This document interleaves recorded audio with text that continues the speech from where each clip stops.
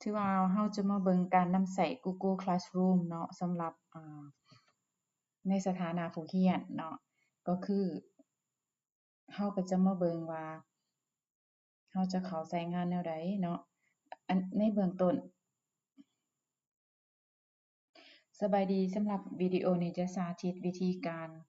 เข้าใช้งาน Google Classroom ในสถานะนักเรียนเนาะก่อนอื่นเราต้องโหลดแอป Google Class นี้มาไว้อยู่ในโทรศัพท์เราก่อนเนาะแล้วเราคลิกเข้าไป Classroom เดี๋ยวข้าพเจ้าจะไปเอารหัสคู่ก่อนเนาะเพราะว่าตัวนี้แม่นข้าพเจ้าสาธิตเกี่ยวกับนักเรียนเนาะเดี๋ยวจะไปเอารหัสห้องเรียนของครูก่อน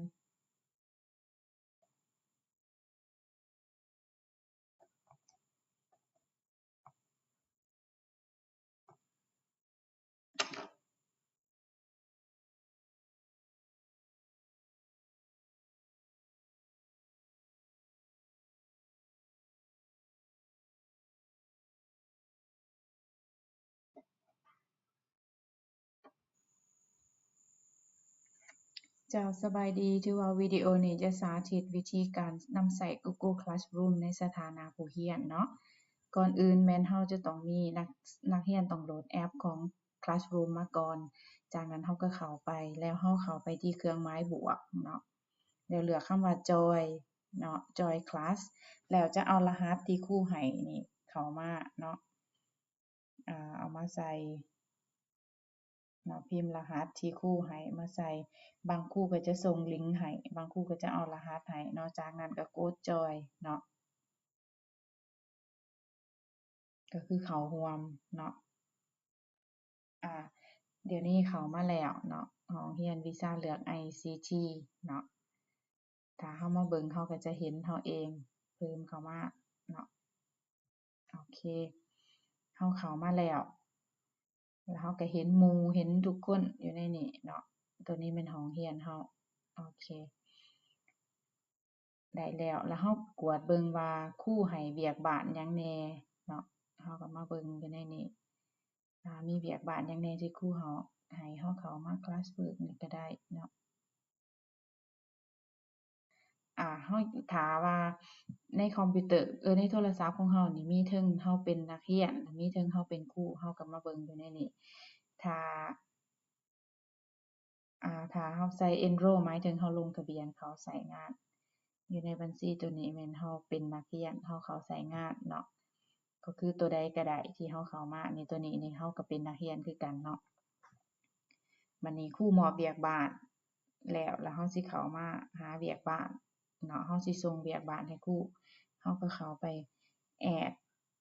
work เนาะ add work นี่เราสิสร้างคันเราสิสร้างเวียกใหม่เราสิพิมพ์เวียกใหม่เราเข้าไปนี่แล้วมันสิมีdot ตัวสีฟ้านี่แม่นเป็นคือกันกับ Word เนาะถ้าเราสิใช้โปรแกรม Word เราก็เข้ามาอยู่นี่ตัวอย่างกรณีเราสิพิมพ์ออนไลน์เลยเนาะแม่นเราเข้าไปหั้นโอเคเราก็พิมพ์เวียกบ้านเราก็คลิกเข้าไปบนจอนี่แล้วเราก็พิมพ์เวียกบ้านที่ครูให้ตามนี้เลยเนาะพิมพ์ลงใส่พื้นที่เปล่าว่างเนาะมันจะช้านิดนึงเนาะ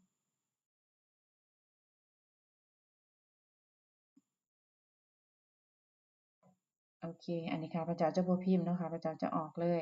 ในกรณีที่เราเป็นนักเรียนเราก็พิมพ์เนาะถ้ากรณีที่เราจะเพิ่มเวียกเขาตัวนี้เอาออกเนาะเอาออกก่อน remove ก่อนเพราะว่าเราบ่ต้องการใช้แล้วเนาะเราเข้าไป add Word เนาะแล้วเราก็ไปดาวน์โหลดเลยว่าเราเอาเอกสารของเราไปใช้อัปโหลดไฟล์ก็ได้ถ้าเรามีไฟล์เอกสารที่เราเฮ็ดตัวอย่างตัวนี้เนาะตารางนี้แม่นเวียกบ้านที่เราสิส่งครูสมมุติว่าเนาะก็รอท่าให้มันอัปโหลดในระยะผ่านมาเนาะมีหลายๆคนที่อัปโหลดไฟล์แล้วบ่กดส่งต้องกดส่งเป็น turn in เนาะ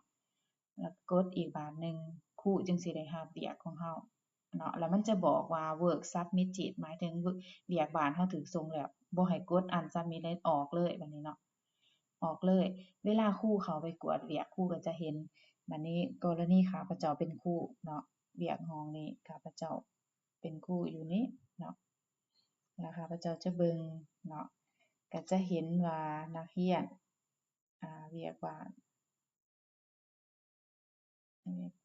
นักเรียนส่งเข้ามาเนาะ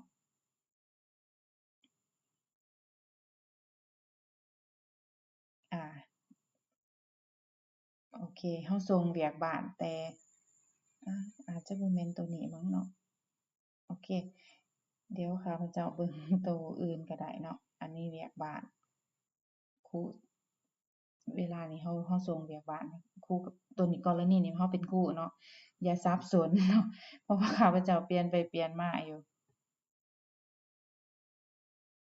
โอเคตัวนี้นี่แม่นเป็นนักเรียนข้าพเจ้าเป็นนักเรียนเนาะสังเกตตัว B นี่แม่นข้าพเจ้าเป็นนักเรียนเนาะข้าพเจ้าเป็นนักเรียนส่งเวียกบ้านให้ครูเนาะ missing อยู่นำครู missing ญ้อนว่าเวียกบ้านตัวนี้ครูให้โดนแล้วแต่ข้าพเจ้าหาก็ส่งจั่งซี้นะเนาะ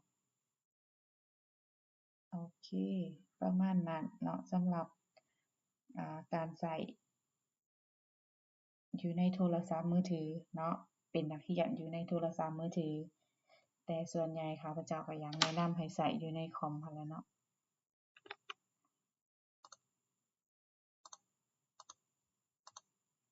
บัดนี้เราจะมาเบิ่งว่าการนำใช้ Google Classroom ในสถานะนักเรียนเนาะอยู่ในคอมพิวเตอร์เวลาเราเข้ามาฮอดห้องเรียนเราแล้วเราเข้ามาเครื่องหมายบวกเนาะแล้วเลือกคำว่า Join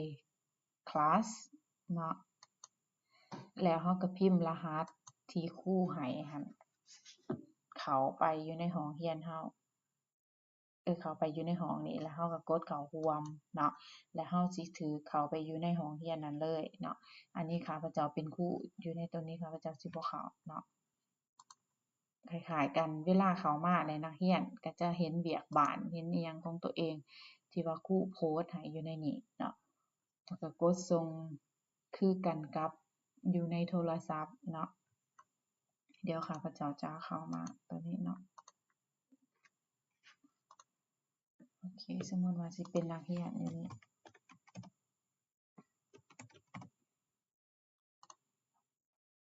ข้าพเจ้ามีหลายอีเมลจนรู้สึกสับสนแล้วตอนนี้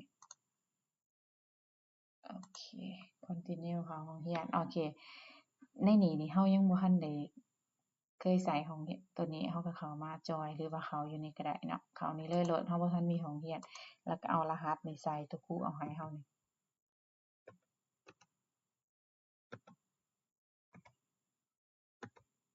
โอเคแล้วก็กดเข้าร่วมจอย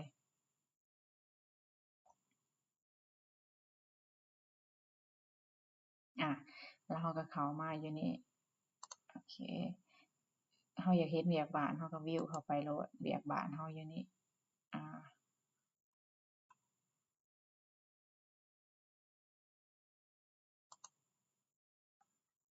บ่ทันได้เฮ็ดหยังเนาะ assign เวียก assign บทสอบก่อนเรียนเราก็เข้ามาสอบสมมุติว่าครูเอาให้เนาะบทสอบก่อนเรียนวิชาเลือก ICT สมมุติว่าเราสิส่งเราก็เข้ามา create นี่เนาะ create หรือว่า add นี่ก็อัปโหลดไฟล์มาก็คลิกเข้าไปเอาไฟล์ที่เราสิส่งให้ครูอัปโหลดเข้ามาเราก็จะรอท่าเนาะจากนั้น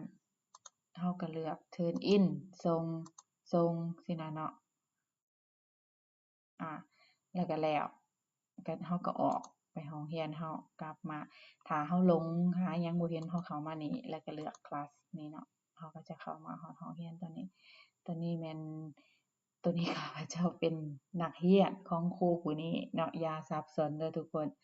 โอเคก็สิประมาณนั้นสำหรับการนำใช้ Google Classroom ในสถานะผู้เรียนเนาะขอขอบใจหวังว่านักศึกษาก็คงจะเอาไปนำใช้แต่ข้าพเจ้าเชื่อว่าทุกคนสามารถเฮ็ดได้เนาะ